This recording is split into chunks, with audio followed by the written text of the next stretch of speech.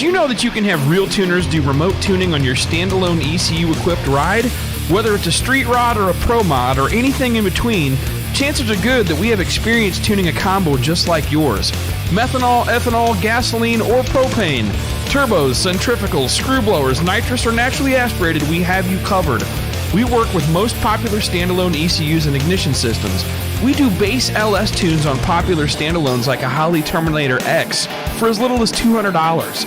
We also do remote troubleshooting. Do you have a pesky misfire on your drag car that you can't get rid of? 1 hour of our time is all it takes. We offer money-back guarantees, too. Contact us at 402-680-8853 or email scott@realtuners.com. Check out realtuners.com/remote for more information. A little bit of money and an internet connection is all you need to have a professional right there with you. Good evening, everyone, and welcome to RealTuners Radio, episode 103. It's Wednesday night, November the 6th, 2019, and we're back with more chassis tuning discussion. This time, the hot seat belongs to Eric Saffell from AFCO Racing to talk about shock absorber tuning. We'll be taking questions from listeners tonight, so make sure to get on either the YouTube, Facebook, or Mixlr chats and queue up some good ones. So tighten those belts, warm up the bullet, and get ready for RealTuners Radio.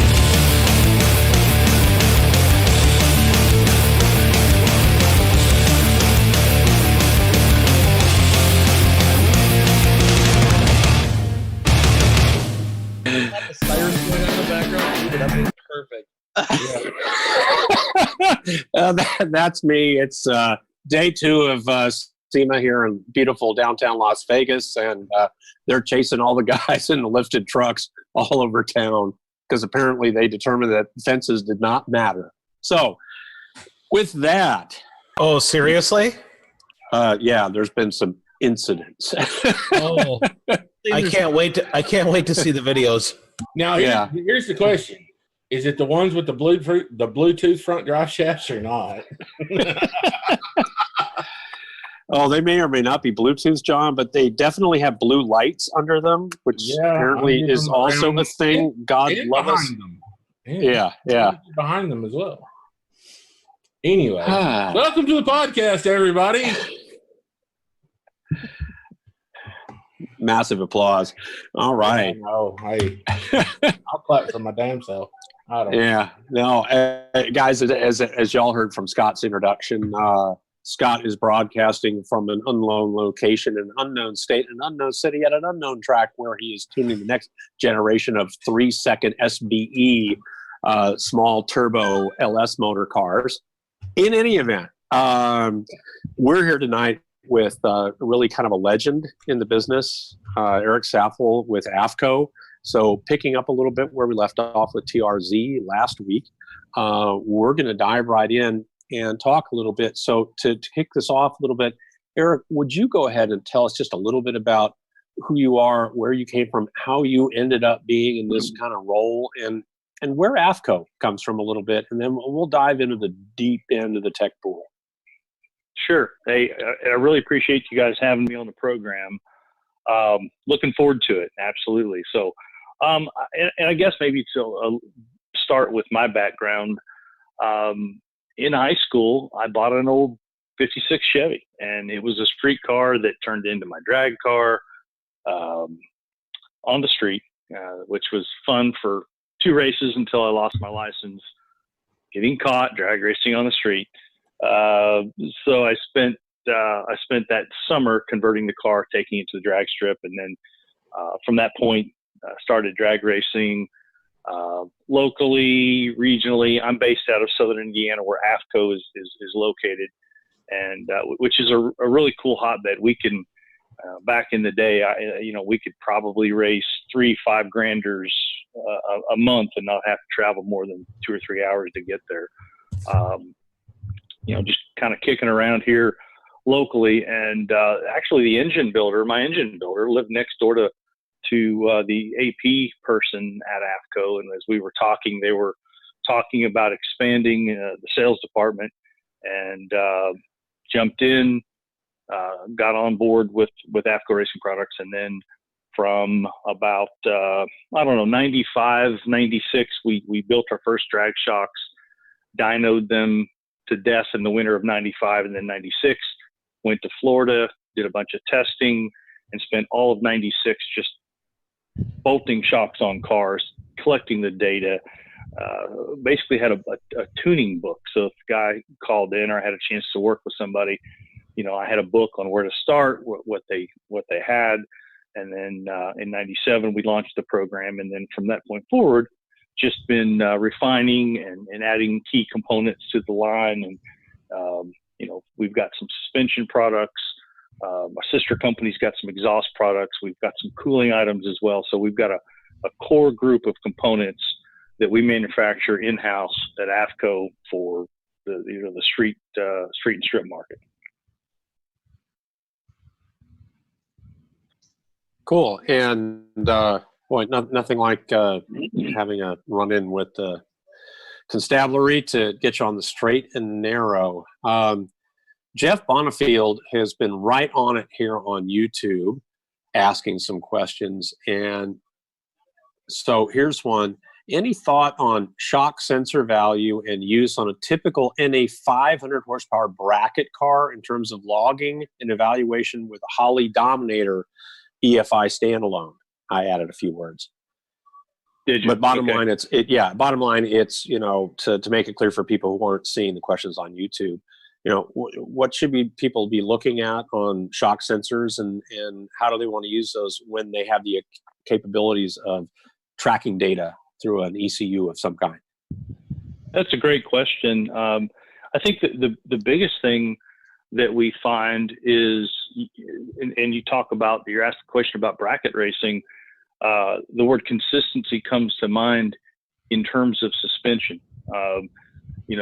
What we'd like to do is go out and make a series of runs, identify good ones from bad ones, and then from there you can drill in with data. You can look at drive shaft graphs. You can look at a G meter as an example. And in this case, if you want to look at a shock graph, find out what a couple of good runs look like, and then measure or record how much travel that shock is showing you, how far into the run.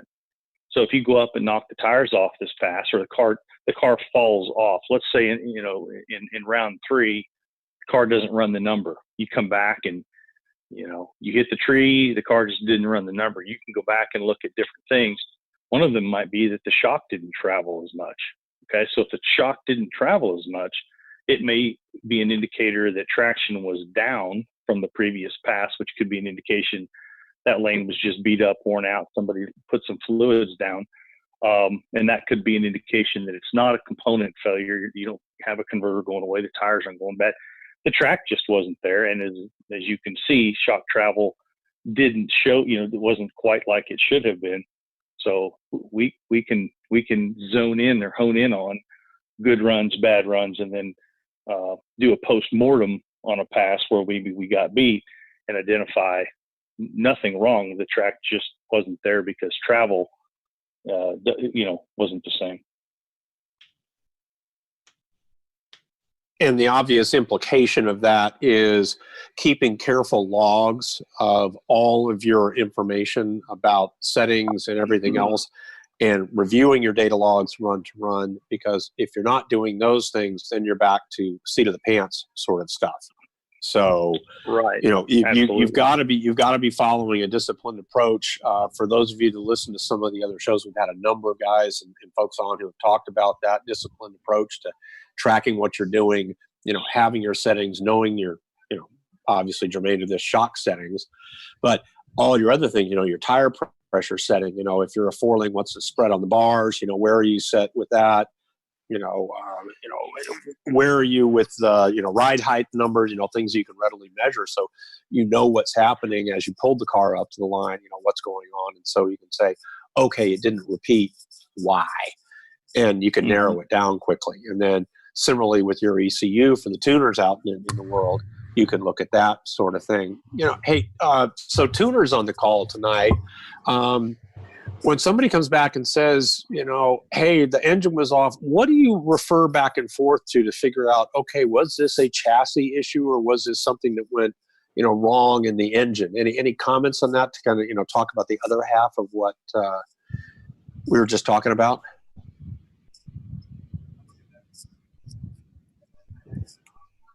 Scott, do you have the crickets sound effect available? Not tonight, brother.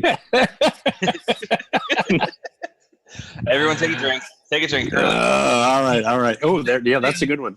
Yeah. One more time on that for the tuning side there, because I was reading something at the same time. I apologize. All I was saying is, when you're looking at data logs and everything from a run, and you're trying to determine, okay, was this something that changed in the suspension because the shock travel? The example was shock travel wasn't as much as it had been on prior runs. And so what are we looking at? Is it because we didn't build enough dome pressure and it didn't hit it as hard, or was there something else? The track's going away. So just I battled this with Eric Saffell down at Georgia last year in our Outlaw 632 car, where one run we would make shock adjustments and would go out and everything it'd go out the same 40 feet and then kick a tire. And then we'd make maybe a chassis adjustment, everything, and it kept doing the exact same thing. The shocks were moving exactly like they were supposed to.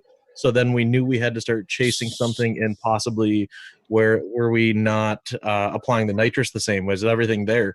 So car down the track on a radial prep on a bias ply, that we could see, okay, the shocks are doing what they're saying. And that's kind of what we've seen with the side of the tuning side and the shock travel sensors on there, trying to get a car travel sensors. Let's say we've got our basic part with the little sliding rod and the O-ring and all of that. So again, stepping back for a minute, I don't have shock sensors, but I have purchased, and I don't remember the O-ring deal. Is it the same thing that we're looking for there? Is just consistency, or are there other things that can identify? We'd want to look for a good amount, the same amount of travel that yields a good pass.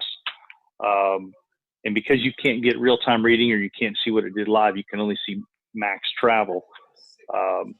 It may not yield quite the same amount of information, but I've worked with those things, previous to as many people having data acquisition on. And, well, I think this, or I believe that, or the driver coming back and the seat of the pants told me this. So certainly some of that stuff, it takes a lot of work, a lot of effort. Working with Greg and Al last year down at Georgia, we're looking at a lot of information. They collect a lot of good data. It takes a lot of time to digest it, but Matt, on the due diligence, what are the, if you're going to kind of list in priority order, what are the critical things that people need to be keeping track of? And again, we're primarily a drag race focused audience here, so sure, we'll stay within that discipline. But what are the things that people really need to be paying attention to and keeping in their logs, whether they've got a software program or they're doing it with a good old-fashioned piece of paper or an Excel spreadsheet? What are the critical items that people really need to be paying attention to so that they can get a handle on this, and then be able to ask good questions of their shock supplier, their suspension tuner, or their tire guy, or what have you? Mm-hmm. Maybe one of the first things that comes to mind is ride heights. If we're not keeping an eye on our ride heights, and we may not know that the instant center migrated, or in a 4-link car, or if it's a ladder bar car, we've lost ride height in the back, which means obviously the IC went down. We've lost pinion angle. The car doesn't act the same. For some of the cars that are back half cars where we're running an OEM style front spring, those things can tend to wear out sooner than a coilover spring. I mean, as a drag racer, we marry our coil springs as a rule. And so the front springs, may be one of the first things that we talk about. The car has to work as a unit. So if the front of the car is sagging, now the crank centerline height is lower than it has been. We get to a track that might be a little bit marginal. The car doesn't weight transfer quite as well. It's not as predictable. We get beat. We're frustrated. Life sucks. Racing sucks. The race car sucks. But we haven't really zoned in on what's taking place. So just, keeping four corner heights is certainly important. In the back, you want to make sure that your pinion angle hasn't changed, and it shouldn't unless ride height's changed. But making sure that I'm a believer in pinion angle. There's that can be contested. I see it contested online quite a bit, but pinion angle makes a big difference. I've had it happen. I broke a rear end.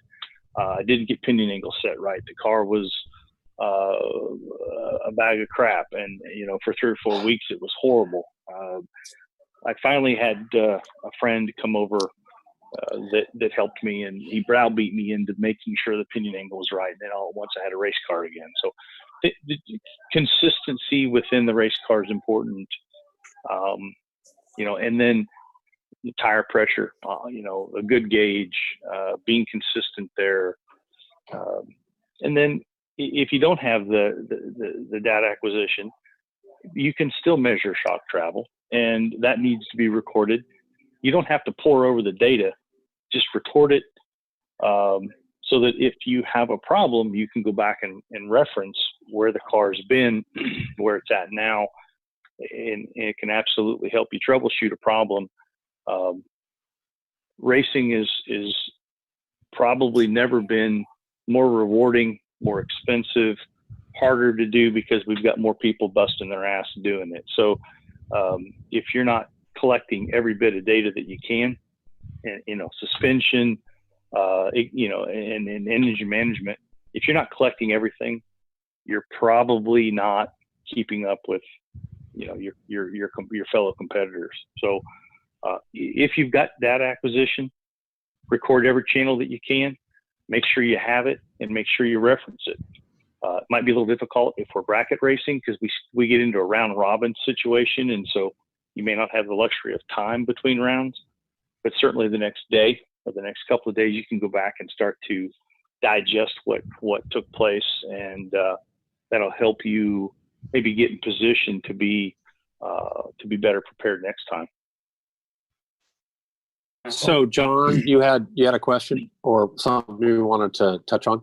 Yeah, just starting from the absolute beginning. When, say, we have a fresh build, somebody's getting into this, and even in AFCO's own line, there's an extreme amount of options when it comes to shocks, when it comes to struts, springs, things of that nature.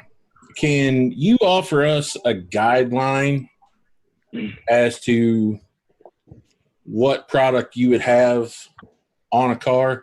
Like, let's start from like your basic single adjustables, or even your non-adjustables, like 90-10s and 50-50s.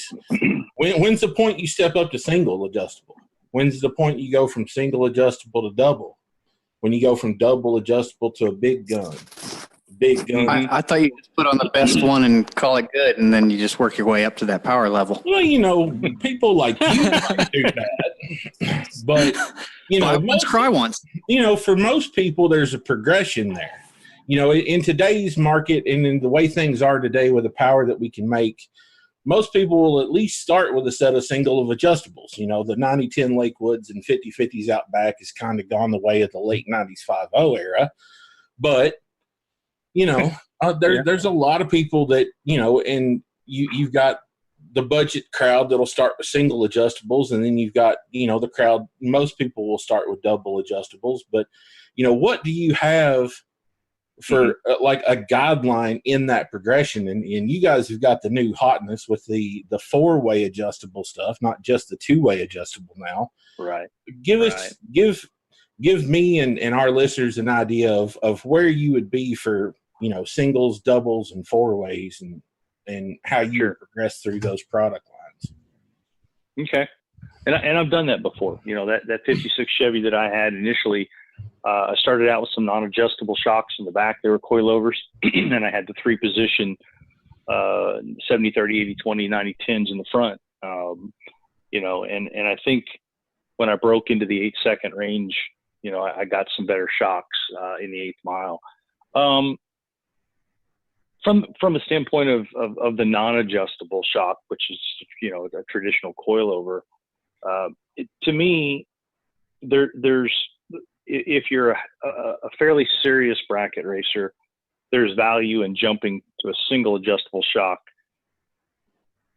Pretty much when the car becomes a pretty hot street car or a dedicated drag car, because your peers are racing with better equipment. So there's no reason to jump in and be at a distinct disadvantage with product. So if the car is pretty much a dedicated drag car, there's value in single adjustable. If we're running slicks, if we're running, I'm based in Indiana where we run everything here on the 8th mile. So if this car's an 8-second car or quicker, we're in some adjustable shock of some sort.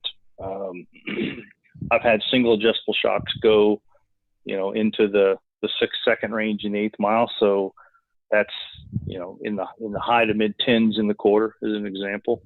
Is this a front and rear, or just rear? You know, parse that a little bit if you don't mind. Absolutely. The rear shocks, the drive shocks are obviously the most important ones. We've got to be able to control the rear axle. You know, the job of a shock, it's a hydraulic device that's a timing device. All it does is control the speed at which suspension moves. The leverage from the linkage puts you know, force upon the shock. But the stiffer the shock, the slower the suspension moves. The softer the shock, the faster it moves. So in the back, you know, with a good bit of power, 500 horsepower and up, maybe, single adjustable shocks in the rear work well up until, you know, maybe 500 or 600. And then I grew up in an era where everybody said, you know, single adjustable shocks were all you really needed on the ladder bar car. Well, if you've got a bunch of gear in the rear end and you've got a deep gear in the transmission, you've got a 3-speed maybe, or you've got a brake. Ladder bar cars are pretty violent, and you can actually improve the car considerably going to a double adjustable shock. So the answer can be subjective depending upon the combination. You know, we can have a 7-second 8th mile car that's a trans brake car, see a significant improvement going to double adjustables. I can take a 650 Power Glide Vega and go right down, you know, the middle of Broadway with single adjustables. It's a lighter car, doesn't hit the tires hard, doesn't have as much action going on in the back. But so moving forward, in the front as an example, you're right that the way of the 90-10s, 80-20s, 70-30s, that technology is long since gone away for a pretty serious drag car. So single adjustable shocks work really well on the front of a car to control the timing again to the front end, up until the point the car starts to be a big wheelie car. At that point in time, AFCO is one of the companies, and we developed some really cool valving so the cars can land after a wheelie without smashing the pan or weight moving forward excessively, causing us to knock the tires off. We see that a lot with radial tire cars and such, that when the front end touches down, if we don't have enough damping control and compression, weight moves forward quickly and it buzzes the tire. So we've got what we call the BNC, or the bounce control valving, that when the car lands, it doesn't bounce back up and cycle 3 or 4 times. So if you're a heavy nosed car that does wheelies, then a double adjustable shock can absolutely benefit you up there, because it can help you land without the front end cycling. That'll make a more consistent race car because we're not loading and unloading the rear tire.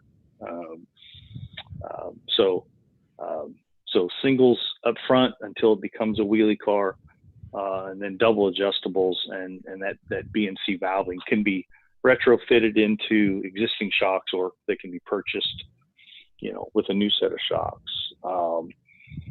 Progressing in the back, we've got an eliminator set of double adjustable shocks that work really well to maybe 1,000 horsepower. And again, that might depend upon a few variables, but roughly 1,000 horsepower for the eliminators. Over that, you've got the big gun shock, which has got some more aggressive valving. It's got a real broad range of adjustments so that your sweet spot can be found in there. And that threshold is the, 1,000 to maybe 1,500 horsepower. From there, we can get into the monotube shock, the gas remote canister shock. The value in a canister shock like that, it's a monotube design. The piston's larger. The larger the piston, the better it dampens, the more effective it is, the more efficient it is. It picks up small changes in movement. I mean, we've seen. Can you physically define the difference between monotube and a twin tube, just for people that are trying to look at the pictures going by and everything? What does that look like when they're thinking about what's on my car or what I'm going to buy and all that? Absolutely. That traditionally, the twin tube shock is an aluminum body shock, which we see, but then it has a steel sleeve on the inside. And in between that is a gas cell that allows us to mount the shock in any configuration. So the shock doesn't cavitate. When you've got a twin tube design, the sleeve internally necessitates a smaller diameter piston, which works well for most race cars, again, under this $1,500 or 1,500 horsepower ceiling. You get into force, velocity, things of that nature. At some point, I think you reach the limit at which a piston can move fluid. There's only so much surface area, so many ports, and that's where this monotube shock, where the term monotube, it's the body that you see has a machine surface on the inside, and that becomes the cylinder bore as an engine that the piston slides down. So without that inner tube, a monotube shock has a much larger piston, which allows us to do a better job of controlling the hydraulics that take place in there. So the larger the piston, we can do more cool things with them. We can port them differently. It allows us to pick up changes in direction. A shock doesn't move up and down like a sewing machine needle, very predictable. It's more like a Geiger counter needle, maybe as an example. It's real nervous. It may be going up and down, but it's picking up the input that it receives from the tire. If the tire slips a little bit, you're going to see a change in maybe speed or distance or direction of the shock shaft. That larger piston of the monotube will damp that better. So the higher horsepower that we see in this 1,500 plus horsepower window that maybe we're talking in now makes it easier for us to slip a tire, shake the tires. Maybe another thing. Greg Schmidt and Al, we've talked about shaking tires, and I think we've all probably seen that. The shock's job is to dampen that, to prevent that from happening if we can, so that the footprint of the tire stays compliant. I mean, the whole job is to make the footprint of the tire happy. So if it's not happy, nothing's happy, and we suck. So as we go up in this progression, back to the original question, we're going up in horsepower, and I think it's probably fair to say horsepower is more readily available in better configurations with NA motors or power adder engines. It's just, we talk about much higher horsepower applications, much like 1,000 horsepower. We drive it on the street every day, no problems. Not that long ago, and you were kind of shaking your head, going, "That's a lot of power."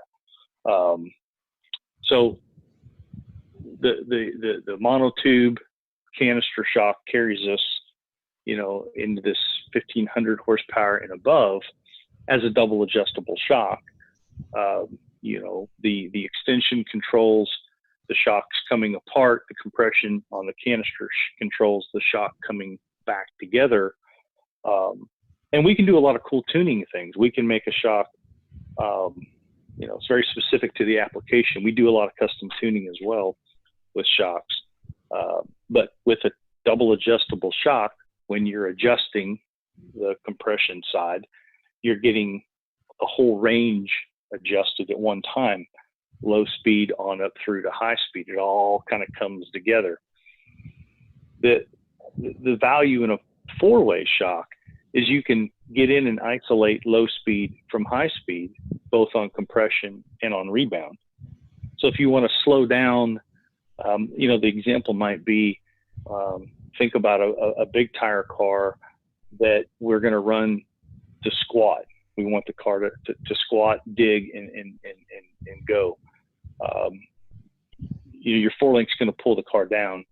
You might run your low speed compression a little light to help the car get down. You might run your high speed compression a little more aggressive to control how far that actually goes down, and then you can control how the tire is in compliance. On the extension side, you might run your low speed pretty aggressive, pretty stiff to help hold the car down, but your high speed on rebound, you might back that off and make that a little bit lighter, so that if the car starts to shake, it doesn't ratchet itself down. So the value in a four-way shock is you can get in and, much like you guys that are tuning engines, you can get in and isolate different aspects of fuel and spark to maximize the output of the engine.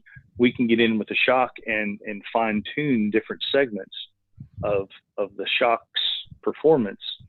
And it really helps to have a shock sensor on the car to get good data acquisition as you progress up through here. The four-way shock is an absolute weapon of a shock.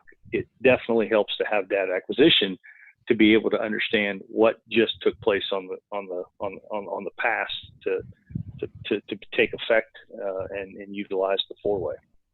Yeah, with something like that, velocity, being able to determine how fast the suspension is moving and when it's moving is basically a necessity to see where in that velocity profile you need to make adjustments, whether it be on the low speed side or the high speed side. Yeah, absolutely. Whether you're running the car to squat or to separate, once you can see the signature of the shock, then you can start to shape it. We've seen cars that were set up to separate, and a lot of the radial tire cars, we set them up that way. A lot of anti-squat, and you can see if the shock graph goes up at a very abrupt angle and then flat lines across the top of the screen, you top your shock out. And if you're at the racetrack and you don't have any other options to gain more travel, your only option is to start to slow that down, to spread that out so that it separates a little more gradually. You can get down the racetrack, because a lot of times if you top the shock out, you'll knock tires off. So you could get in there and isolate the low speed side to start to roll that graph over a little bit and lay the slope down a little bit so that we can make passes. We can make better runs, for that matter. Something I'd like to point out is you broke the shocks down by category and what shock you would use at power levels. The thing I'd like to add is I don't think that you can spend too much money on shocks. It's just a matter of how good of a shock can you afford, because we're all racers and everybody knows that sooner or later you're going to quote unquote upgrade. Sooner or later you're going to add more power. Sooner or later you're going to go faster. So if you can afford it and go to the double adjustable shock right off the bat, if you can go to the next level up shock, if you can afford to do it, there isn't a downside.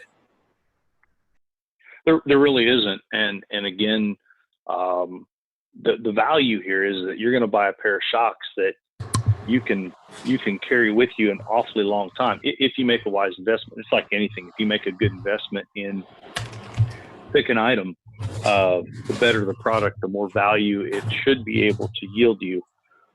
And a double adjustable shock incrementally isn't maybe that much more money than a single, but the value you can get out of it is immense.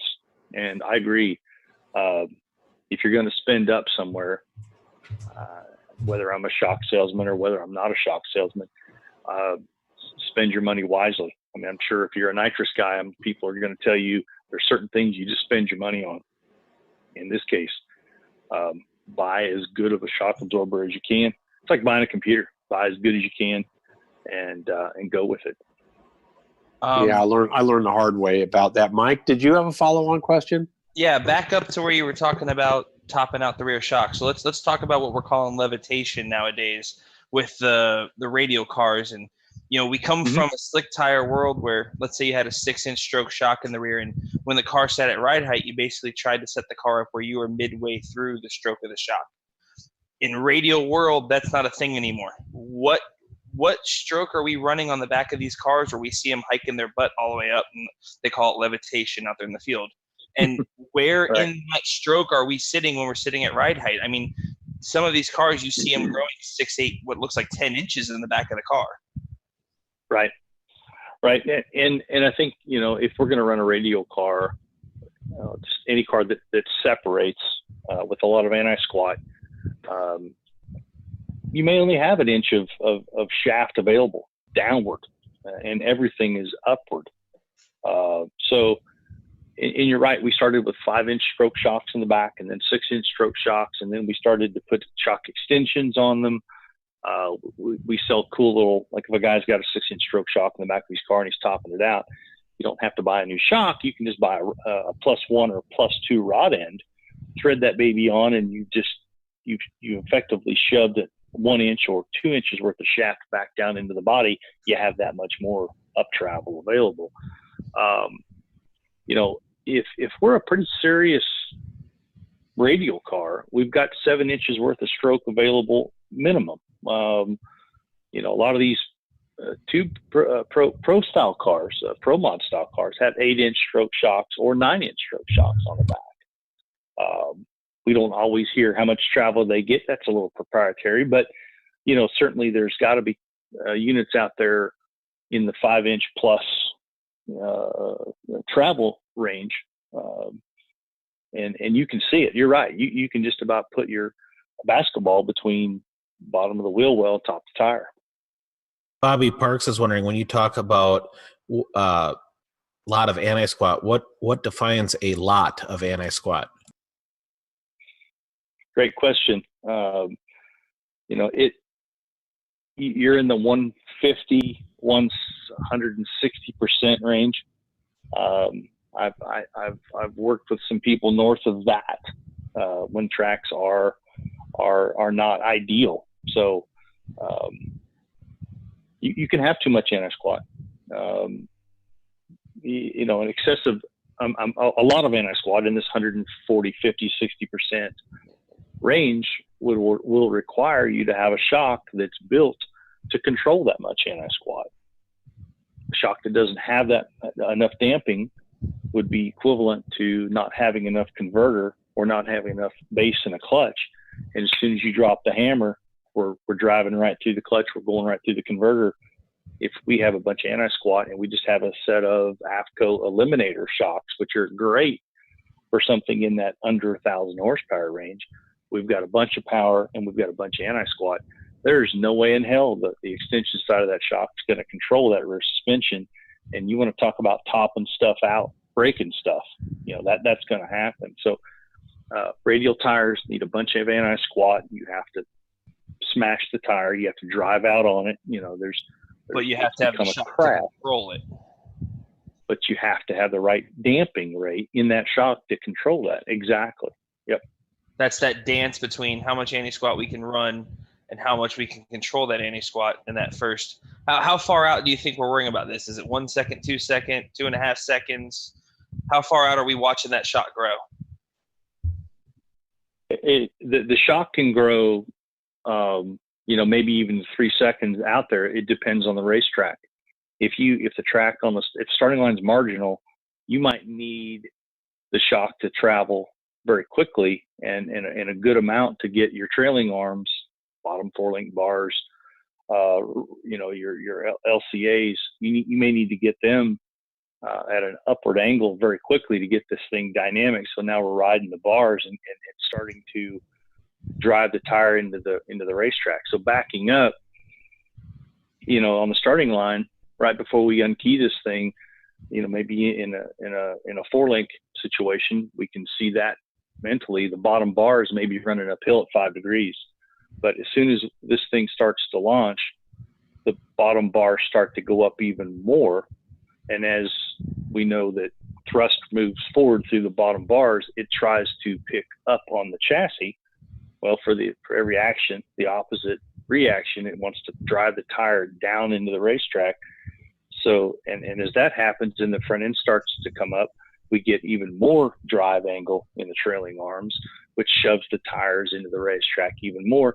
And then you tuners start throwing the power at it. And then next thing you know, this baby starts rolling.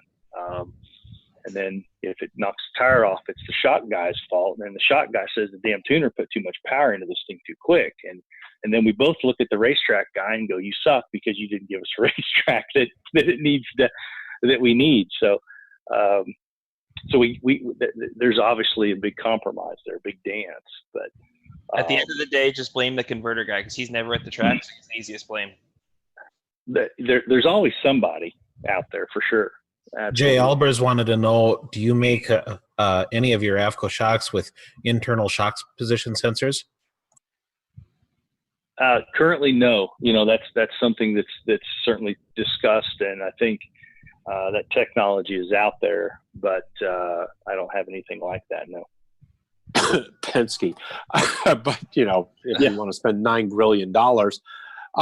Greg, you had some follow-ups about, IRS cars, I think. Yeah. Hey, Eric. So off of YouTube, Six Gun Sled had some questions. He has a 1100 horsepower 2017 Camaro. And he has asking some questions on IRS, trying to get an IRS car to 60 foot with a 275 drag radial. This is an automatic car, not a stick car. You got a turbo 400 and a converter and everything in there. Do you guys have a shock for that, or do you have any advice on how to get that to work? Besides, somebody said take your IRS out and put a straight axle in. So swap the solid axle. Yeah, that may not be an option in everybody's case. IRS cars are exceptionally fun to make work with a bunch of power. And so in this case, 1100 horsepower IRS car can be a challenge, but the IRS cars squat exceptionally hard, and they don't have the benefit of pinion climbing the ring of the trailing arms helping create this. A minute ago we were talking about lower control arms with angle, and we get, the car goes dynamic, we start to get load on the tire. We don't have that with an IRS car. So we've got to build that shock completely different than the previous example. The compression side of the shock has an awful lot to do with making the IRS work. The compression has to be exceptionally firm. There has to be a big range of adjustment. It has to be very predictable. And that's something that we really key in on. If we start with, we start 10 clicks from full tight as an example, we go out with this IRS car and we decide we want to go to only 6 clicks from full tight on compression and don't like it, we can go right back to the 10 and the shock repeats. And that's awfully important in this situation. So I would say with IRS, we have to be very firm on compression. And it's a special build. It's not something that you get from AFCO off the shelf. That's a conversation that we have, and we work with guys that they're running IRS cars out there. The extension of the rebound side of the shock is important too, because once the car comes down, it has to be held down and keep the load on the tire. So there's a balance between how much compression we run, how much extension. The spring rates are awfully important relative to the tire that we're running, a bias ply versus a slick. So, but that's a hell of a challenge to try to make that combination work and go A to B, especially on a radial. Track would have to be prepped, and we're back to blaming people. We can blame the racetrack guy, but that would be a cool combination to work with for sure. But it seems to me like tuning window on an RS car is pretty narrow as compared to a more traditional car. So you were talking about the spring rates, everything being on there. Can we take maybe a step back and let's talk about like the springs job on there? I know we've had this conversation. Like the springs job isn't just to hold the weight, showing things like that. Maybe the springs job when they're scaling a car and what else it does on there. Sure, Greg. That was a reference to a conversation when we were talking about, how do we scale a car, or how do we spring a car, as an example. So when you look at a car on a set of scales, the numbers that you see, when you add them up, front half, back half, you have to take into account sprung versus unsprung weight. In this case, as an example for the RS car, the 17 Camaro, if we look at the weight on the rear tires, and let's just throw some numbers out and say we've got 1,600 pounds on the rear tires, we don't then divide by 2 and figure out a spring that's going to hold that weight per corner. You've got to subtract weight of wheels, tires, the whole axle, the whole center section, all of that. And so maybe that's, in a full-on race application, maybe it's 200 pounds. In a 17 Camaro, that might be 300 pounds. So you've got to, in the front's the same way. If you're going to spring the front of a car, you've got to subtract all the items that the springs are not going to hold up. Again, wheels, spindles, springs up front, lower control arms, upper control arms, whatever the car's got right there. So you've got to come up with a swag, if you will, to figure out what the rate needs to be based upon the weight that you're really trying to hold up, Greg. So in that case, you just and there's a little trial and error there, obviously.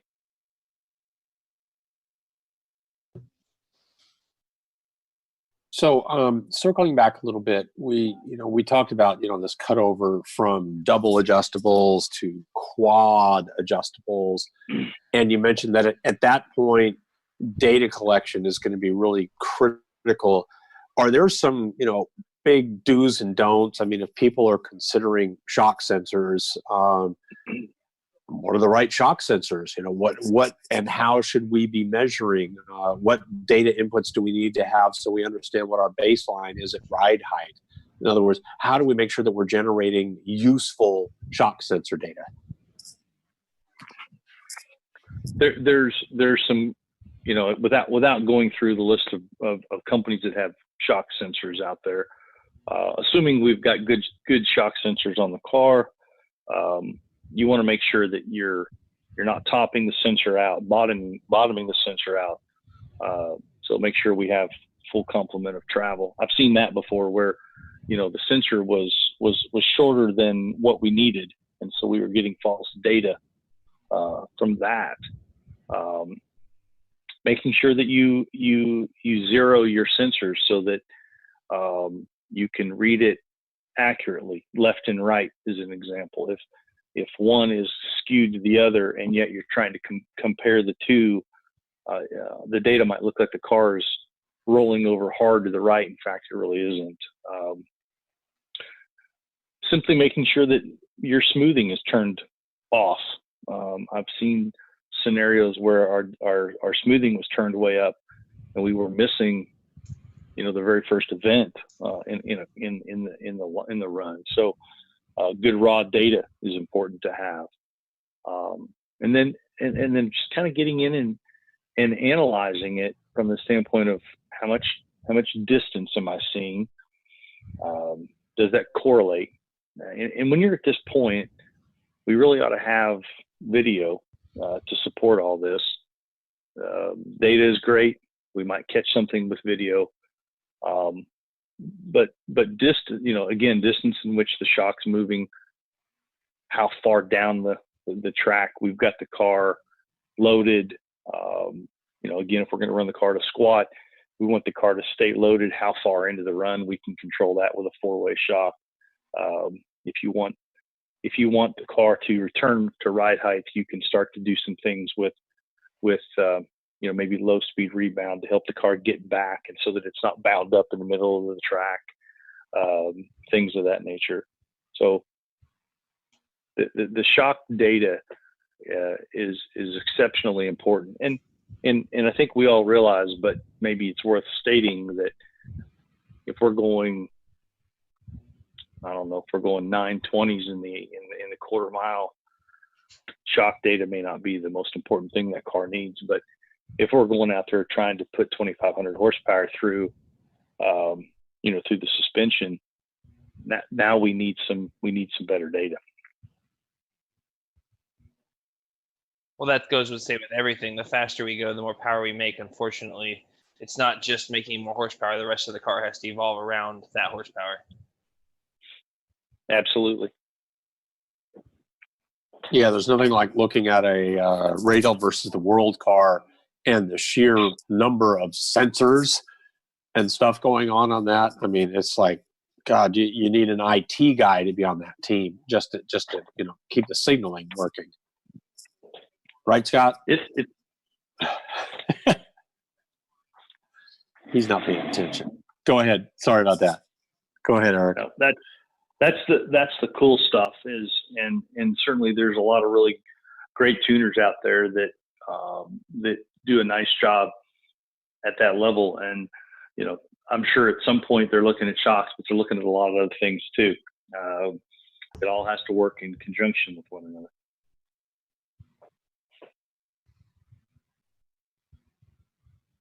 Going back on that question, we didn't quite get to that about what we use the springs for, as in the old discussion about, well, the spring's just tough to hold up the back of the car, or you need a ton of spring in the front because you need the stored energy, or that, and that's why you don't want to coil over because there's not enough stored energy to coil over versus the stock spring. And can you kind of fill us in a little bit on that? I mean, you guys make the most gorgeous springs in the world. We were talking a little bit offline about, when you get the AFCO chrome springs, they come in these beautiful bags. It's like, I just take those bags and I put my wife's, Christmas gifts in them because it looks like it's going to be really special. So they look like a Blue Crown Royal bag. Yeah, exactly. So can you talk a little bit about this idea of spring and again, feel free to segment it a little bit about, what kind of car and suspension we're dealing with. If we're talking about a majority of the cars out there, a lot of cars out there, I guess I should say, would fall under the GM banner. And so that's a traditional big coil spring up front example. And a lot of these cars are back half cars, nose heavy. We need to get the front end moving. We need to get weight transfer into the back to plant the tires. In that situation, the big spring tends to work a little bit better, I think, in weight transfer than a coilover. You can make a coilover work pretty well up there, but I think there are some good aftermarket big coil springs that work in the OE location on these cars. Now, as power comes up, as tires get a little better, as converters get better, we certainly see back half cars with tubular control arm packages that have coilovers up there that work real well, but power has to be certainly a consideration. With cars that are a little nose heavy, I like to put a spring up there that might be a little light. You'll have to put some preload in it, and this obviously be a coilover scenario where we can actually adjust preload. So in the case of the front, the spring's job up front is to hold the nose of the car at ride height, but as soon as we launch this baby, that spring's doing all it can to get back to its free height. If the spring's free height is 12 inches, it might be cool if this thing's down below 8 inches at ride height when we're rolling in to light the bottom bulb. So as soon as this thing launches, bam, that spring starts to come up and help us get weight transfer happening. The trend in the rear for years has been to go exceptionally light. Again, we only want that spring, and the spring's job really in the back is to hold the mass up. So we go exceptionally light in the back, enough that it holds the car, but the spring doesn't bow and rub the shock.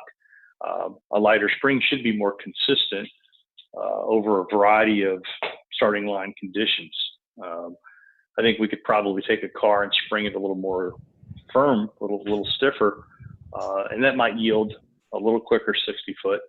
It might help in the vehicle reaction time part of your, when you look at the time slip and you look at your reaction time, what the driver did is only part of that. The vehicle has to do its part also. And if the car is got a bunch of slack in it, what comes to mind is those cool old Chrysler super stock cars with the Chrysler leaf springs. Man, those things that stand up in the back and they, plant the tires and look badass, but that's got nothing on, let's say, a go-kart suspension or go-kart chassis where there's no suspension. Weight transfer happens instantaneously. So, we want the rear of the car to react very quickly. A light spring allows that to happen, and a light spring doesn't mask over the job of the shock back there as well. So, and it kind of comes down to the application as well. Weight of the car dictates a lot of what we do for spring rate. So does that kind of come back to cover it? Yeah, I think it does. We've got at least one other question come up on the YouTube thing. Another question we've had offline come up a couple of times has been around ladder bar cars, because there's still a lot of folks running ladder bars, fixed instant center, those type of things. Are there another set of sort of spring advice and shock valving advice that you have for guys running ladder bar cars? And does that also divide up between, big tire and radial and all that? The ladder bar cars are going to want to separate at launch. And I think we spring those cars to the weight of the back half of the car. We kind of ebb, if you will, to the light side. I mean, there are different charts floating around. We have X amount of weight on the rear of the car. This is what we put under there. But probably for the last couple of years, I've been going softer in the rear. Again, just whatever it will take to hold the car up, and then that seems to be trending in the right direction based on sidewall tire construction, the converter that we're using now, how they're prepping the racetracks. It's just trying to keep up with all the other components that are out there. And then as far as shocks go, the first movement of a ladder bar car should be to extend the shock. So knowing that, identifying that, you want to make sure that you have enough extension or rebound control on that side of the shock to control suspension. You don't want it just flying open. You don't want it just slamming the tire into the racetrack, because, and we can see this, if we've got a car that's got a real light extension control on the back of the shocks, or on the rear in the shocks, and it smacks the tire, we excessively wad the tire, and at some point, the wrinkle that we see on the side of the tire goes across the footprint of the tire. It wads up, it drives over itself, it'll slip. You'll see the front end drop, and then you'll see it start to rise again because the car hit the tire too hard, because we didn't have enough extension control for the amount of power we were trying to apply. Wads the tire, slips the tire, and now we've got a car that's inconsistent because it's not going to do that the same twice, and so on. So, I mean, I've seen high-speed video of a car that will actually, that you can see daylight under the tire because it drove over the wad or the knot on the leading edge of the footprint of the tire, and you can see daylight because the car drove over it, the tire drove over itself, slipped, and now it lands, it rehooks, and the car has to relaunch. So it comes back to having the right damping rate on the extension side of the shock for the amount of power, the amount of torque that we're hitting the tire with.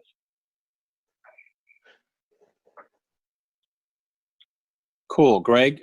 Thank you for that. Because, like I said, we it seems like we always, after the fact, we have a suspension discussion. Somebody said, "Well, he didn't talk about ladder bars." So, thank you, Greg. Did you have another listener question? Hey, there it is. It helps if I unmute myself because I'm an idiot. Eric, I know that you've worked with leaf spring cars before. Caleb Dunston's asking about shock settings on a 275 Pro or drag radial style car and a leaf spring setup. Do you have any? He's asking specifically on shock settings, but we don't know what shock he actually has in there. So can you give a little bit of insight of what they're kind of looking to do, or kind of how you would set up a leaf spring shock that's going to be used primarily for a radial?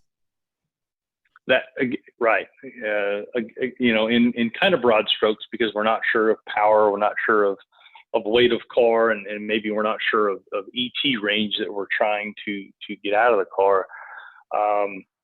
But the radial tire needs to be hit. We need to have separation in the rear of the car.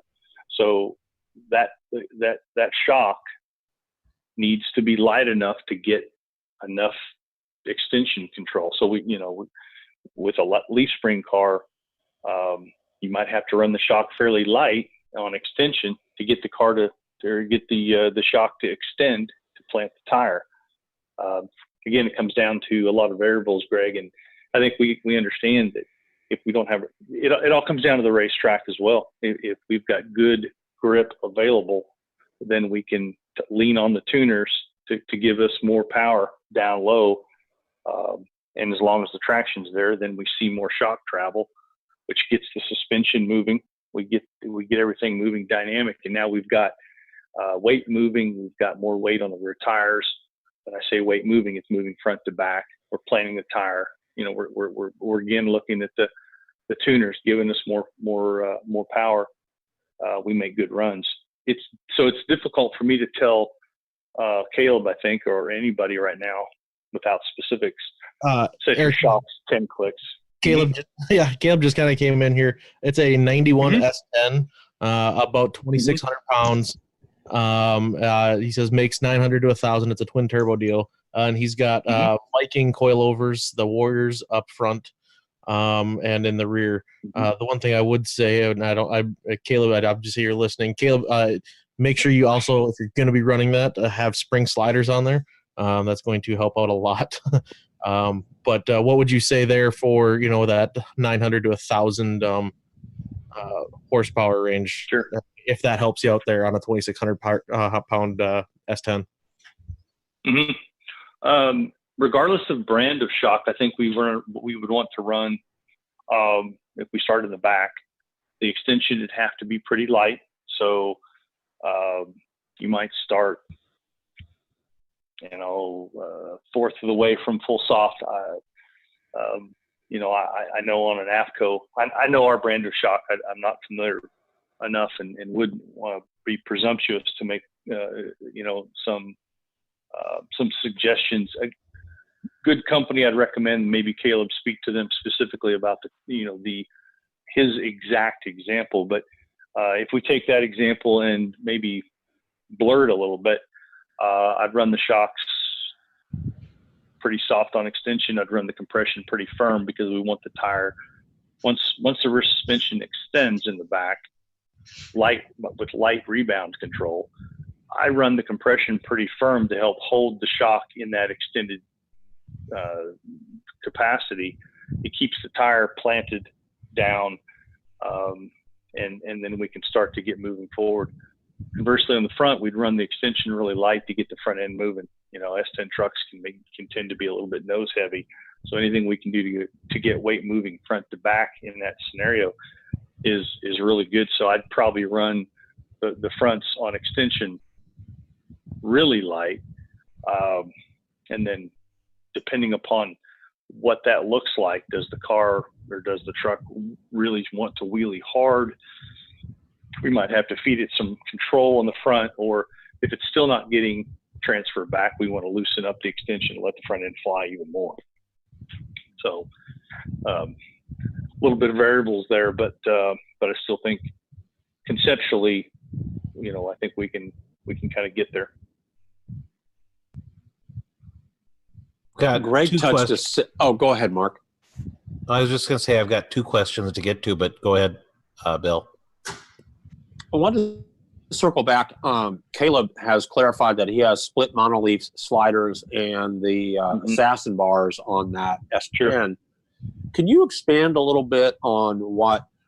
I'm not sure everyone is familiar with rear spring sliders. Obviously, AFCO has a great. I have them on my car with leafs, so I can say that. But can you expand a little bit on why the sliders make such a difference on a leaf spring car? The slider is a piece that we weld onto the frame in the back, and it allows the eye of the leaf spring to not swing on shackles, but roll on rollers through a track. It takes bind out of the rear suspension, takes bind out of the suspension in general. So, and leaf springs can have that tendency to have bind in them. Everything's rubbing. So if we can free that rear suspension up, that's awesome. And I think, there's a school of thought that says that if we're going to put sliders in a car, let's also weld them in the same arc that rear half of that rear segment is in there at, so that you continue to allow that rear eyelet to move in that same arc. You're still, because if you just run the leaf spring slider flat to the rear frame rail, you're then you're rolling it. It's going to be freer, but now you're asking that leaf spring to get longer back there as opposed to staying in its natural arc. So just a sidebar there, I think it'd be cool to see if you can consider putting that slider in that same plane. But it just frees up the back of the leaf spring. Just bind. And so that plane you're speaking of is if you drew a line through at ride height where the car, so you've got that line where the bolt, if you will, is going through the bushing in the rear of the leaf, and then in the front. And if you're running a Caltrack or Assassin, you've gone to a solid aluminum bushing in the front. Yep. So you draw that line, and you want the track of the slider to be on that line. Is that what you're saying? Follow that line. Yep. Okay. Absolutely. The old datum line from the center locating bolt that hold all your leaves together, that locate at the plate to the rear eye, whatever that line it looks like. You'd really like for that your track of your sliders to be on that parallel line. Absolutely. So I'll just throw this in here because we chased leaf spring setup in trying to get a big ass, heavy, not very powerful car to 60 foot for a long time. And so we made the plate in the back where we could bolt the slider to it, and allowed us to adjust the height of the slider because we had gone to a setup with different bolt holes in the front for the height of the leaf spring where it hits the pivot, because we're all working around a factory location that was determined by somebody somewhere back in the dawn of time. And for ride height and tire height and other considerations, that may not be right. So you may want to consider doing some sort of box section where you can adjust the front mounting point of the spring of the leaf. In which case, if you're doing that, you want to be able to adjust the rear height of your slider. Mm-hmm. Just saying. So Mark, absolutely. Yeah. So, Mark, there were some follow-on questions you had off of Mixler? Yeah, I've got one on Facebook and one on Mixler. We'll do Jake's on Facebook first because it should be fairly quick. He's wondering, what shock would you suggest for his 4,300-pound, 700-horsepower pickup? It's a 68 or 6970 GMC with trailing arm suspension in the rear. Mm-hmm. He's wondering what shock you would recommend for that. It's a turbo car. It's a tank. It's a tank. Are we talking rear shocks, I'm assuming there? Let's get all four corners. Okay. Well, it depends upon if the front end is stock, which it may very well be, depending upon. I think it's stock budget. Right down to the drum brakes. Yeah. If it's Power Tour. Sorry. Power Tour. if you've got a shock that you can put up front there, that's some sort of an adjustable piece. It comes down to budget too. If you've got a 3-way adjustable shock, if you've got a 90-10, that beats the hell out of having an OEM style shock on there. So something that's performance oriented lets the weight get transferred to the back. Trucks are tough because they're nose heavy. If we can put something up front that is light on the extension side, that's the way to go. In the back, one of the questions that I ask guys is, where are we today with power and performance? Where are we going to be in a year, 2, 3 years down the road? And that might be a little difficult to project, but having done it myself, I think I bought 3 sets of coilovers in the course of 4 or maybe 5 years as I was getting started, because we had no mini tubs, then we had mini tubs, then we had a little more power, then we ended up with full tubs, and we ended up with more power still, and then I had a great opportunity to buy shocks 3 times, and as a young kid, that was awesome. It really sucked. So in the rear, I would say double adjustable shocks. Our eliminators would be a good choice for what he's trying to do there, based on what I'm hearing. If this thing ends up with substantially more power, then maybe a set of big gun shocks would be the right choice. But certainly for now, we could start with a pair of eliminator double adjustables in the back, and then we could revalve them down the road once we step up in horsepower. And we generally do. I mean, as drag racers, we want more, always do. So we step up in horsepower, we can always revalve those things. Mark, was there another question? Yep. Chase Griffiths on Mixler says, and we're back to an IRS car here. He says, what's the sign you're at the limit of what the tire will actually hold? He has 1,000 rear wheel horsepower Miata with a Power Glide IRS on a 26x10 slick. Great question, Chase. And I think it comes down to working all of the tools that you've got at your disposal. Obviously the tire that you have now is not a variable. So you work your shocks, you find what they can yield, what they can't. Maybe we make some spring adjustments in rate.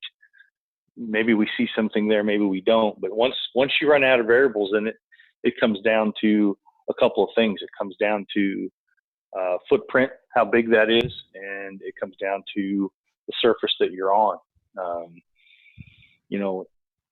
As we work with higher horsepower, smaller tire applications, the opportunities to go test with those cars becomes fewer and fewer, because we need better racetracks.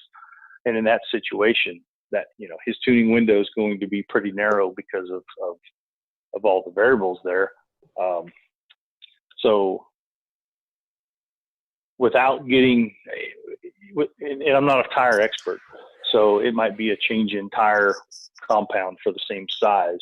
But ideally, once you've gone through and worked with everything that you can, excuse me, once we exhaust all of our options with shocks and springs and weight placement, maybe it's a weight distribution thing, then it comes down to the only box we haven't checked.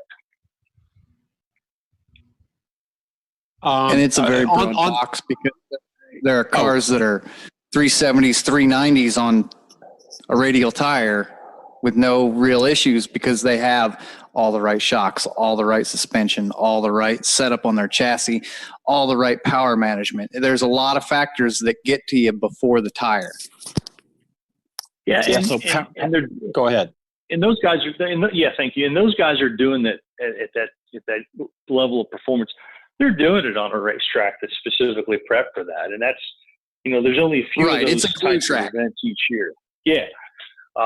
So for a lot of the guys out there that don't race on that kind of surface, that's a great question. How do I know when I'm maxed out? And, it comes down to once we've worked through everything that's there, the only thing left is maybe that tire that we're looking at. It occurs to me that there's a couple of other things, so it's a Miata. So has everything been done to address front to rear weight balance, and you move the weight where you can move it as best as possible. Remove weight from the front, add to the rear if that's, what's right based on scaling. Scott, both of you guys brought up power management. Power management's great if you're in a power adder situation where you can turn the screw down at the hit or pull a little timing at the hit and then ramp it back up later. If you're an NA deal, you hate to give up anything because there is no make it up switch. So, this gets back to mechanical advantage, which is at the end of the day, I think everybody's, part of everybody's chassis tuning. I still remember the clinic in looking at Biggin's Mustang they built for the 10K challenge, where they had added the 3x4 tubes down into the chassis, up in the back of the chassis, down in the front where they house the turbo, so they could move weight around like NASCAR guys do. And it was just like, oh, okay, this is a sophisticated approach to managing weight versus power versus front to rear weight balance in what is always going to be a front heavy car in a situation like that with that Fox, or the Miata for that matter. So I think sometimes people forget that. It looks like Mike, there's a couple, or Mark, there's a couple other questions that came up. Yeah. One was asking for a drag racer, how often we should be changing shock oil.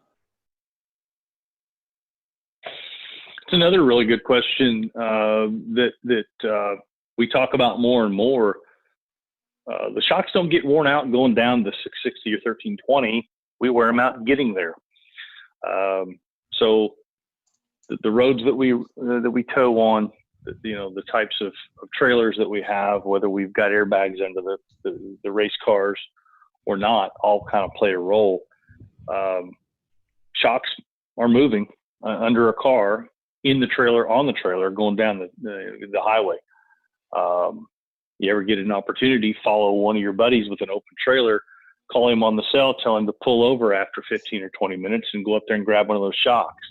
I did that years ago with mine. Was quite surprised how warm my rear shocks were.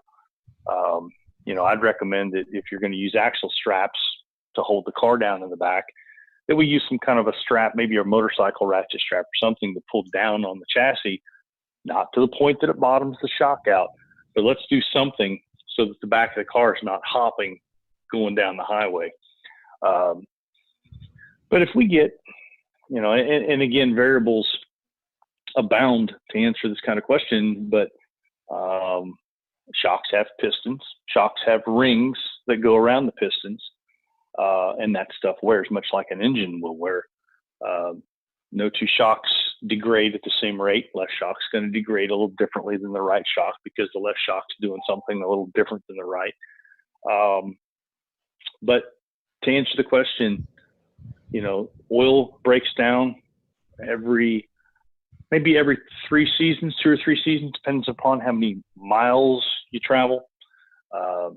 We have some guys that say, I put fresh springs on my race car every year because it's a small investment and springs will make a difference. If you're a coilover car, and we are absolutely serious about every time we light the bottom bulb, we're going to rip somebody's head off, and we're going to go the route and win this thing.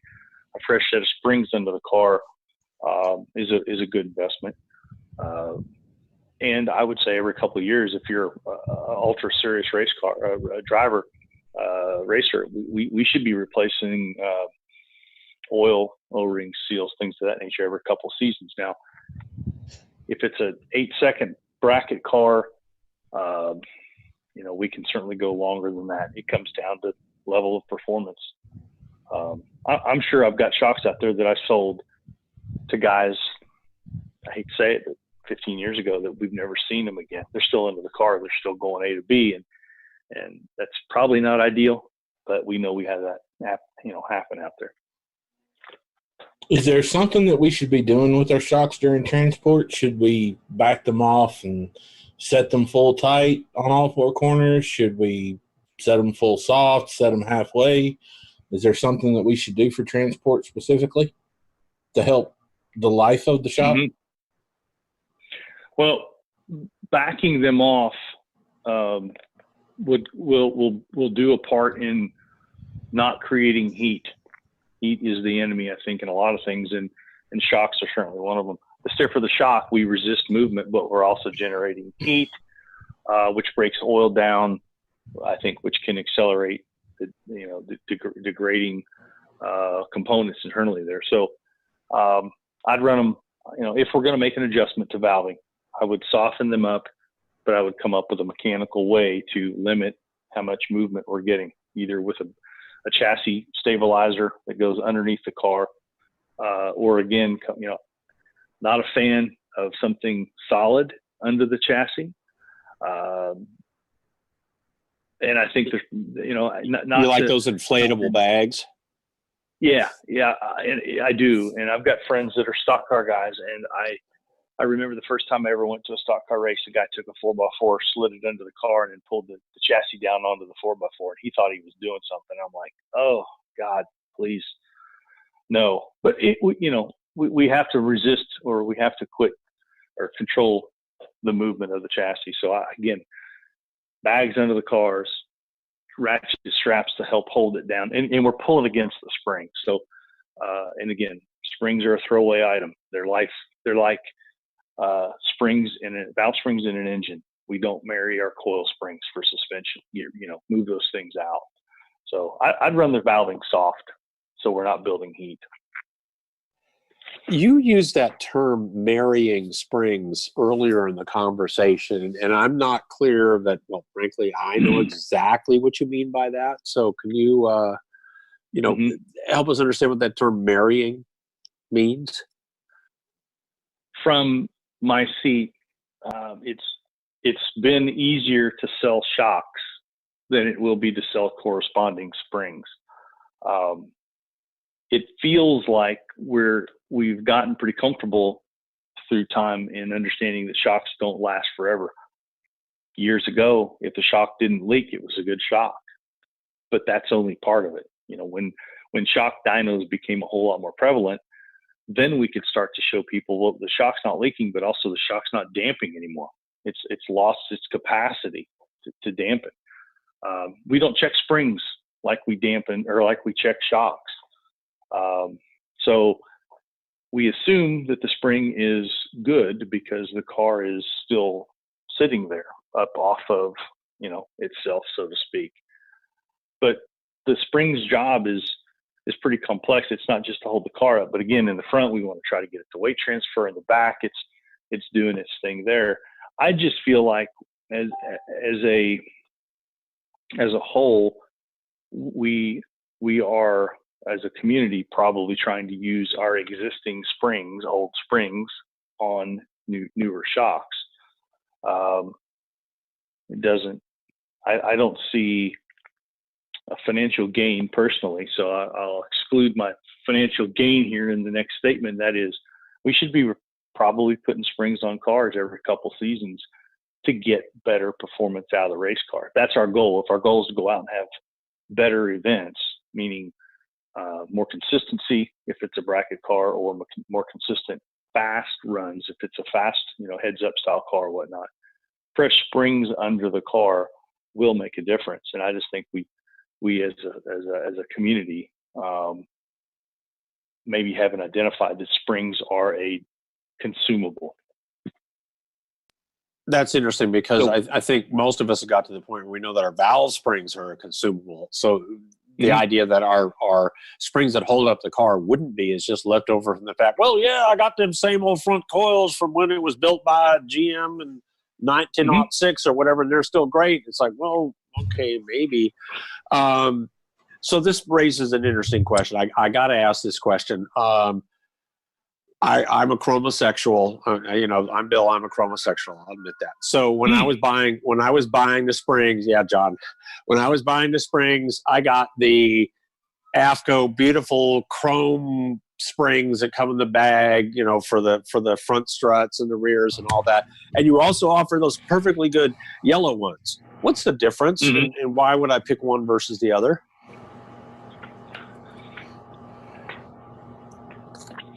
We want to attract more chromosexuals. is what we're looking for. I stole that from Keith Turk, by the way, but okay, go ahead. Yeah, with the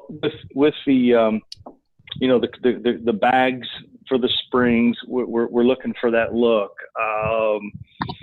It simply came down to marketing. Just a snapshot in time when the 4-link dragster came out many years ago. I was working with all the chassis builders and a lot of great guys out there, and I could sell those guys our shocks, but with all the crazy cool paint schemes on dragsters and the candy powder coat that was being put on the tubing, the yellow spring clashed, and it really did. So I know it was the U.S. Nationals one year. Got the boss on the golf cart and wheeling him through the pits, trying to make my case that we need something different than yellow. Yellow, by the way, had been AFCO's color early on when AFCO was founded, stock car racing starting back in 83. Shortly after that, we got into NASCAR. And so in the golden age of NASCAR, when they had the suspension cams under them, anytime you saw a yellow spring on one of those suspension cams, that was an AFCO spring that was done here in Boonville, Indiana. So that was pretty cool. It's an ego stroke, but it was pretty cool. That was our color. But back to that lap through the pits in the U.S. Nationals, I finally got the boss. There were like 5 dragsters in a row, and all of them had yellow springs. And he says, back up. And he looked at it, and he goes, you're right. That sucks. Let's do something about it. So we went with something different, and it was just marketing. It was purely, and I've probably been working on that for a couple of years and just happened to be in the right place at the right time with the boss. So, we're not out. There's no magic there. It's purely packaging. Ain't nothing wrong with it. Oh, hell no, there's nothing wrong with it. I like the way those bitches look.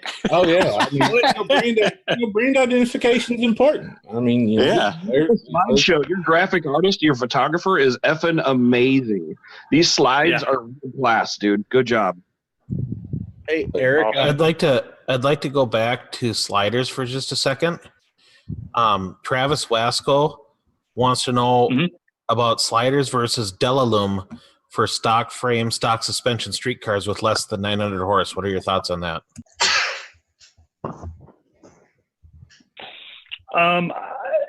Without seeing the comparison, I think the Delalume's got some good value. I've got some friends and customers that run that style of bushing in their stock eliminator cars. Viable option. I guess I'm kind of partial to the slider. We can service it. We can see it. We know if it's fatiguing, failing, easy to check. But obviously a viable option there too. I apologize, but for a trailer queen car where it never sees anything but the inside of the trailer, the inside of the shop, or goes down the track, SEMA. maybe. Yeah. But if you're going to drive a car, the Delalume stuff gets crap in it from the road and water and junk and stuff. And I went down that road and I chased inconsistency for a long time, and finally went to the sliders and the double bushing that the guys, and I love the Caltrac guys because it's a steel sleeve inside the aluminum bushing. You put some high pressure grease in it and everything works, and it stands up to the crap, and you still have to clean all that shit out every season. I don't want people to think you don't have to maintain it, but I'll just tell people I wouldn't go there. There was another follow-up question on height of the front spring eye, and that's probably beyond the scope of this conversation, but it has everything to do with where you're trying to put the instant center in a car. And if you're trying to go low single digits on a leaf spring car, these are things you ought to be paying attention to. I don't know. Do you want to comment on that, Eric? It comes down to how much anti-squat we've got in the car. The faster we go, the more anti-squat you've got to have in the car, and that front eye has to be relocated up, because back to what you said a little while ago, whoever the engineer was that located the front eye on that chassis was not thinking we're going to go down the 1320 with that car. It was designed for something completely different. So the faster we go, the more we have to consider the location of that front eye. Got to believe that the Dodge Dart that Lyle Barnett is running doesn't have the front eye in the OE location. That huge consideration has been paid there. So very specific to that application. It takes a lot of work to make a Leaf car perform at a high level with a lot of horsepower, referencing Lyle's package, and it takes time. So yeah, maybe a little out of the scope, but the higher the eye, the more anti-squat we'll have, which should yield us an opportunity to put more power through the chassis. Barry Cook, if you're listening, I hope you go back and replay the previous minute and a half and listen to that 5 times. Okay. Just for you, buddy. Hey, Eric, I know a lot of guys out there are thinking it, and I'll put it out there. Could you talk a little bit about shock settings and what you may see different or whatnot with or without an anti-roll bar? I know a lot of guys I think I want to put an anti-roll bar on my Mustang or this or that, and maybe is that going to change what shock they should be looking at or how they're going to set them up if they already have a shock and then they're going to put that on there? And again, if it kind of comes down to power, and in this situation, we've got enough power that we need an anti-roll bar, but maybe we don't have one. I look at a lot of video, I look at a lot of data, and you can certainly see the cars that have a lot of power but no anti-roll, the car's corkscrew, that you see that the right rear quarter panel dips, the left front comes up a little bit higher than the right front. You can start to stagger the valving. If we've got adjustable shocks on the front, we certainly want to stiffen the left front's extension to slow down, back to what the shock's job is, to slow down what the left front is doing. We'd like the front to leave flat, more even across the front. So if we're in the car, we don't want to feel like someone's put a floor jack under my driver's seat. It wants to leave flat. Across the rear, and we've done this with some data acquisition to support this without an anti-roll. We can go to the right rear corner of the car. We can stiffen compression 2 or 3 clicks over the left rear on compression. We can stiffen the extension on the left rear a couple, 3 clicks to slow down the rate of rise on the left rear corner of the car over the right rear to try to help, again, make this car leave visually more flat. But what we see when we can do this is we look at the footprint on the racetrack, and we see that left tire, right tire looks more even, that looks more consistent one to the other. A race car that has both tires working evenly will be a better race car. A lot of back half cars, and I was this way, we put a fuel cell in the middle. We put a battery in the right rear corner and a battery in the left rear corner. And we think we got it made. But until we scale that car, we really aren't sure what we've got. And then when we scale it, because the driver's on the left side, whatever the left rear corner ends up heavy, that's a car that when the track gets marginal, it will be inconsistent. We've got to get the right rear tire heavy so that when the car goes dynamic and pinion climbs the ring and all the forces run through the axles, that car wants to pick up on the right rear corner of the car. So when it comes back to the original question, I think, Greg, that you had asked, we want to do something with the suspension so that the car leaves more visually flat. And if you have the option, look at the tire, read the graining of the tire, look at the footprint that the tires leave on the racetrack, and staggering the valving a little bit will help a car that doesn't have an inner roll. Now, it's a crutch. You probably end up needing an inner roll at some point. Depends on the power, but we can do that.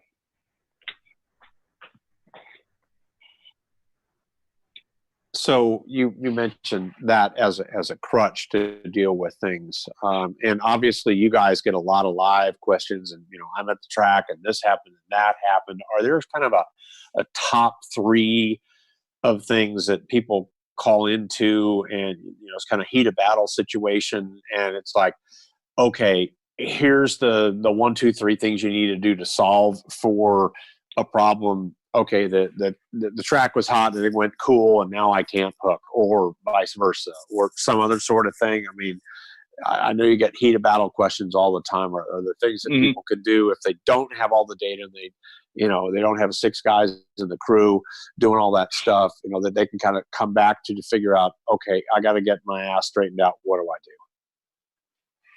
Sure. To kind of set the scenario, slick tire car, size of tire for this example may not be quite as important as the symptom that we're seeing. And I may see it off of a GoPro video. It might be somebody's phone. During the racing season, my Fridays can be pretty cool because, well, I guess they can kind of be cool. I mean, I'm in the office and I know guys are at the racetrack, so I'm watching videos from my desk, but I guess it, beats the alternative. But I'm looking at video and I'm seeing cars we're zoomed in on the rear tire. So cars on the starting line, zoomed in on the rear tire, and the car launches, and I see the sidewall, the tire gets annihilated, gets smashed. The rim heads toward the racetrack. And we've got wrinkles all the way around, halfway around the tire. The condition here is the car is inconsistent, or the car hooks and spins and then hooks again. The other eye test there could be, you're standing along the fence row and you see the car weight transfer. The front end comes up, the front end goes down, the front end comes back up, and as it's rolling out. The problem is back to, I think, the rear suspension setup. We don't have enough rebound control on the rear shocks to control the kind of torque that we're trying to apply through the suspension. So the shock's too light. It allows the housing to separate from the chassis. We smack the tire, we smash the tire. It rebounds or basketballs back up away from the racetrack, and we get this hook spin condition. So that's probably one of the more popular ones that I get. The fix for that is to slow down the rear suspension. Go to the shock, stiffen up the rebound, the extension, so the shock extends at a slower rate. We only need to load the tire with enough force that we can keep it hooked for the amount of torque we're trying to spin through that thing. You can also go to the compression side if you've got a double adjustable, and that goes back to previously, do we need a single, do we need a double adjustable shock? If you've got a single adjustable shock, you're done. You've got that. I can stiffen extension, or I can take power away from the launch. I can chip it down, or I can get into the laptop and pull power.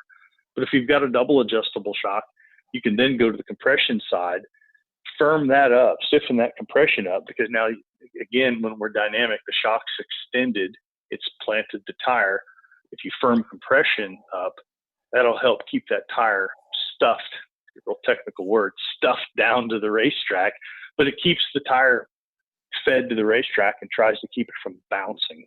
So that's probably one of the most popular ones that I get is we've stepped up our game. We've got a snappier converter. We've got more power. We've got a power adder on here, and our suspension has been kind of left behind. That makes sense, because let's face it, as drag race guys, we all want to spend money on more power. So makes perfect sense. And you can get that by calling RealTuners. Hell yeah. We're RealTuners. We'll tune any car. Sorry. For $59.99. I know. $59.99. Oh God. Yeah. Isn't that right, Mark? Everybody out there with a Terminator X, please call. No, never mind. One of the questions, guys, we've gone a little blind. We apologize. It looks like the YouTube may have timed out. So if you guys were on, well, you're not listening to me on YouTube anymore. If you're listening to us there and you switched over to Facebook or Mixler, thank you. Get your questions in. We're in a rare and wonderful opportunity with Eric here. So any additional questions, panel and host. Where there was one more on YouTube right before it went down. Brent Gettings had asked, is AFCO looking at data logs from racers to help dial in the valving on a freshen up on a case-by-case basis, or what info should we have ready when the time comes for freshening shocks? Yeah, and that's a great question from Brent there. Data is important, whether we're racing or whether we're evaluating, components during the racing season, or now as racing seasons come to a close. We're starting to see shocks roll in at AFCO, and most of the time what we get is just freshen them up, which we're happy to do. But man, that's a perfect opportunity to tweak these things if that's what we need. Shocks that come from AFCO have a real broad range of adjustment. So the sweet spot could and should be in there, but there are more and more combinations that could be benefited from having something done, something a little bit different done to the shock. So if we have, a race pack file that we can look at, or a screenshot from the data logger, here's what the shock graph looked like, or here's what drive shaft looks like. We can learn a lot from drive shaft because not everybody has, shock sensors, and I get that. But we look a lot of data that just has a drive shaft graph, and if it's got a check mark in it right where the car launches, we've had a hook spin condition there, and maybe we need to get in to the shock and get after the low speed side a little bit. So maybe it's a conversation with one of us at AFCO, and it's a one-on-one situation where here's my car.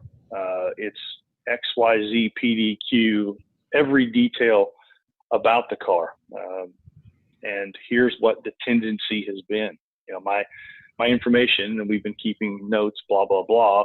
The car tends to do this maybe when the track goes away, or something that we're tracking back to keeping good data.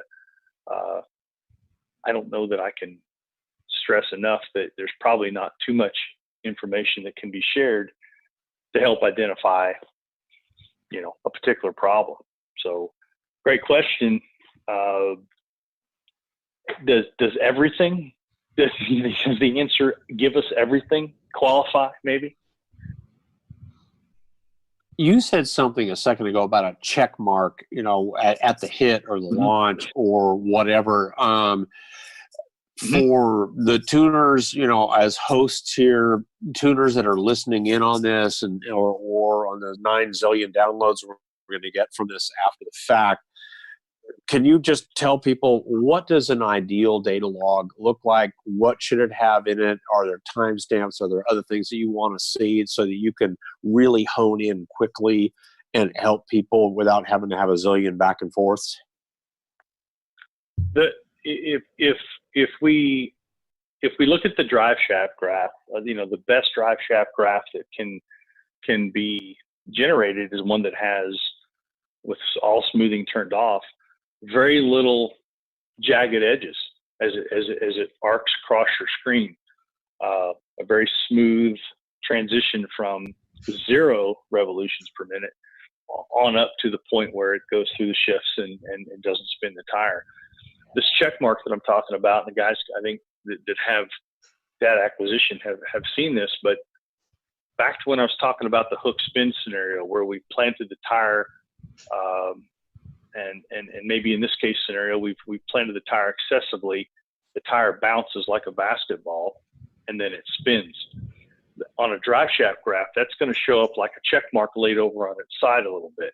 The RPM started to come up, then it spun, so it jumped up, then the tire fell down, it hooked itself again, drive shaft graph comes down and then starts to accelerate back up because the tire hooked, it overhooked, it bounced, then it slipped because it drove over itself, then it fell down and picked itself back up and off it went. You can pick that up in the engine RPM graph as well if you turn off the smoothing, because you'll see the engine zip a little bit, then it'll come down and then back up. So that check mark is something when we just had, you know, maybe a tachometer that had a playback function, or that we could see it on a graph. When you start to see that blip, that tells us we've spun the tire. So that check mark is referencing what we see on the drive shaft graph when it spins right at the head. Sorry, I'm sorry. I couldn't hear you. Keep talking. No, you're good. I'm good. One more. I think it was good. Mike, yeah. Let's go ahead and hit this about what canister pressure. And while you're answering the question about canister pressure, Eric, can you talk a little bit about the use of argon in that and the proper gauge set? Because I know you guys sell that gauge set. Go ahead. Sure. Greg, do you want to clarify that? Sorry, Mike. Sorry. Yeah, we hashed that up. Your mic went funky on me right there. It's slurred just a little bit. I think I got it. Mike. Okay, go ahead. Okay, I'll restate. I think, first of all, to talk about or to address canister pressure in a shock, the ideal canister pressure is one that keeps the shock from cavitating. And cavitation can occur when we have an imbalance in damping rate from the compression side to the rebound side. And pressure in the canister basically keeps pressure on the oil so that all the little air molecules within the oil inside the shock don't bunch up and make an air pocket. If you have an air pocket in the shock and the piston travels through an air pocket, it doesn't dampen for that little split second. And so we're undamped, we're uncontrolled, and that can allow the suspension to gain momentum. In the case of a shock that uses, and we prefer nitrogen because it's very, very stable, it's very clean, it doesn't change across a spectrum of temperature change.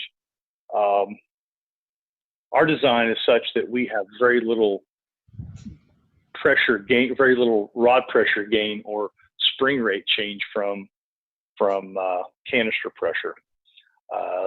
My example would be maybe a 3/4 ton truck or a 1 ton truck shock that is a nitrogen shock. The further you try to compress that shock, the more force you're going to have to generate, because you're trying to stuff the shaft into the shock. You're trying to compress the nitrogen in there, and that actually can become spring rate. But we don't want a variable spring rate on a race car. So the way that our shocks are designed, we don't have to run a lot of nitrogen in our shocks generally to keep the shock from cavitating, to keep those air molecules separated. And also we don't generate a variable spring rate in the back. In some situations, for instance, at Bristol, there's a tunnel at Bristol, NHRA boys go there. With our canister shocks, we've zeroed the gas to get over the canister, to get over the tunnel. Not ideal, but when you're, when it's Q3 and we've bounced across that thing the first couple times, we'll zero the gas and get over that thing and race, and then we'll put some nitrogen in it. 50, 75 pounds is all we typically run in those shocks anyway. That's a what was the other part of it? No, you've really covered it. We were just talking about running nitrogen. I may or may not have said argon. I might have been thinking. You said argon. I was waiting. I was waiting for the new. I was waiting for the new inside scoop. Like, what the fuck is this? I realized that I was looking at too many freaking welders today. It's like argon. God help me. Nitrogen, long molecules. Yeah, that's straight argon or an argon CO2 mix. No, it's an argon nitrogen mix. It's 70-30, except when you're above 5,000 feet, and then it's a proprietary mixture. So, good God, just shoot me now. If there was ever a drinking moment on the show, it is this one. Guys, do we have any more questions for Eric from AFCO? This has been just completely off the hook bitching. in terms of quality and content and things and if y'all are listening to this and you're replaying it on your podcast, you're going to replay this 75 times so you can really figure this stuff out. And if you didn't learn anything from this, it's realize that you can talk to the guys at AFCO. They're real people. They know their stuff. Duh. You listen to the conversation, you realize that. So use them as a resource. They have been awesome for any number of us here on the podcast and our customers. So work with them. Guys, last call for alcohol and questions. Eric, do you have any, I know you go to the track all the time and you go to anything from, you've been to no preps, you've been to prepped events, you've been to NHRA events. Do you have any, for the people out here, like amazing, like maybe your one or two top, like amazing moments when you were at the track helping tune stuff? Oh, Greg, that's an easy question. Thank you. Geez. Top one or two things that really got me jazzed. Besides the time I told you and Eric to fuck off in my trailer about my dad's tattoo, but besides that one. Oh, well, yeah, and leaving names out, father-son team trying to put a program together, trying to get down the racetrack and just struggling a little bit. And I think we did this over the phone through a couple different phone calls over maybe 2 or 3 weeks. And we just picked away at it. And I don't know that I gave them a definitive do this and we will win scenario, but I think through a series of conversations and questions, or I'd like to think that we all learned a little bit. I learned a little bit about their car, their tendency, what they do and what they look at things. And the questions that I asked might have helped them out of the hole that they were in, because sometimes you get in this doom loop of I'm just doing this, I'm doing this, screw it, I'm done. They ended up going some rounds and having a good season. And I don't know that they won the world championship. I don't know that how many races they won that year, but I do know this. I do know that dad and son were at a low spot. They really weren't having fun. My guess is that they were probably bickering a little bit at one another, and the season turned out to be a pretty cool one. So that may sound a little sappy, but that's the kind of stuff that I enjoy working with guys. We do go to a lot of racetracks, and I have been a racer, and so I look at it from a perspective of a set of racers' eyes. I've been in the seat. I've been, fairly quick, but not as fast as many out there. I don't know that that's a badge of honor or not, but I've been there and done that, had my ass kicked and have kicked some ass. And then, for the last 26 years, worked at AFCO and had an opportunity to go to a lot of races. And I've learned from people that are non-drag racers, because let's face it, our circle track brothers know a hell of a lot about suspension and what happens when weight moves left and right, front to back and diagonally. So I've had that benefit, and and that's been pretty cool. So without getting specific about a couple other scenarios, I think just being involved in the sport's cool, and working with guys. Monday mornings are cool at AFCO during racing season because the phone calls come in. Hey, can I send you some data? Can we talk about this? Send it over. Let me digest it. Let's talk about it. And sometimes that rolls into Tuesday. Sometimes we don't hear the result. We've kind of got an emergency going on here. Scott, do you want to take over? Or I can do it. We want to thank everybody for listening in. We want to thank Eric so much for being on the thing tonight. We want to remind everyone that RealTuners does not endorse the use of words like shit, piss, fuck, cunt, cocksucker, motherfucker, and tits. So do not use those words on our. Can I add 3? Yeah, why not? Yeah. Don't forget those. Yeah, don't forget those. So, Scott, you know where we are. We are out. We thank everyone so much tonight. Can one of y'all take us out? And again, Eric from AFCO, thank you so much. This has been way fun tonight. Take care, everybody. Well, guys, thanks for everything. It was great to have you on and have me on your program. I really enjoyed it. Thank you.